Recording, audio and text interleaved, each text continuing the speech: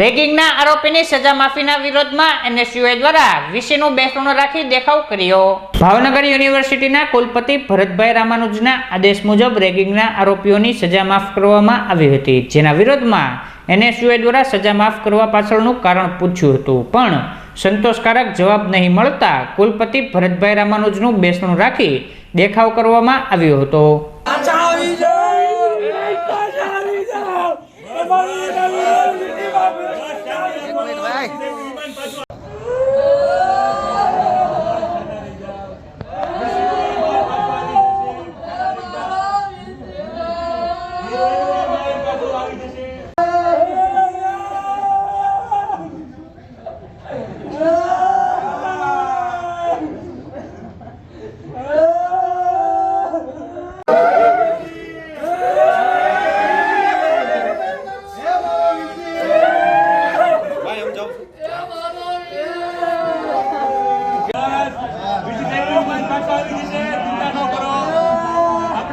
प्रार्थना करशुं विषय ईमान पाछुं आवी जाय साचा छो मोटा खबर पड़ी जाय આપણે ભગવાનને પ્રાર્થના કરશું આપણે ભગવાન પાસે પ્રાર્થના કરીએ।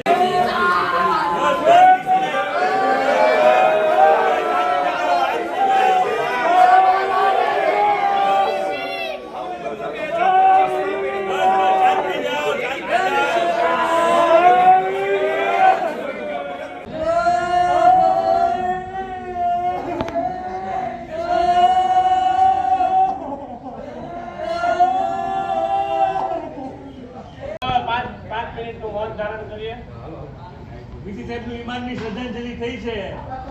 5 મિનિટનું આપણે બધા મૌન ધારણ કરશું।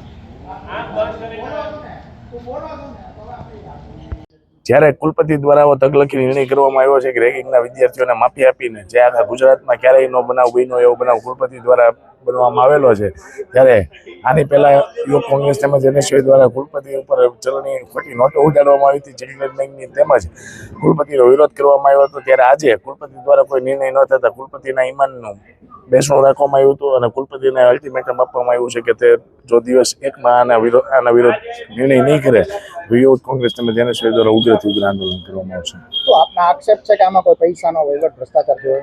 ક્યાંક ભ્રષ્ટાચાર થયો એવું લાગે છે, ત્યારે કુલપતિ દ્વારા આવો નિર્ણય લેવામાં આવ્યો। બાકી આજ સુધી એકય કુલપતિ એવું નથી કરેલું કે રેગિંગ કરેલા વિદ્યાર્થીઓની સજા માફ કરેલી। જ્યારે ગુજરાત સરકાર ઝીરો ટોલરન્સ નીતિ અપનાવવાની વાતો કરે છે, ત્યારે કુલપતિ વિદ્યાર્થીઓ રેગિંગના અપરાધીઓની સજા માફ કરે છે।